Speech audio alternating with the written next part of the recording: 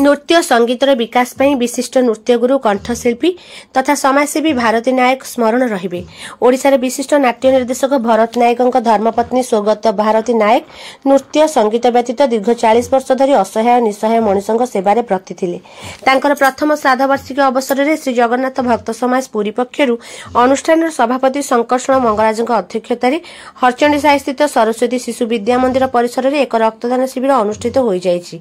मुख्य अतिथि भाव प्रकाश मठर महंत महाराज श्री शुभानंद पुरी जोगदे रक्तदान जीवनदान बोली कहवा सह युव समाज यह महत् कार्य पे आगे आसवाक आह्वान देइथिले।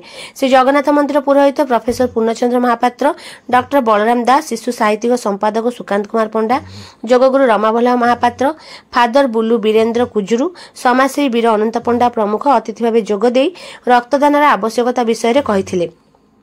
अनुष्ठान मार्गदर्शक भरत कुमार नायक धर्मपत्नी भारती नायक प्रथम श्राद्ध वार्षिक स्मृतिचारण कर संध्यारे निज बासभवन मार्केट छकठार एक भजन संध्यार आयोजन कर एक स्मृतिचारण सभा अनुष्ठित होता।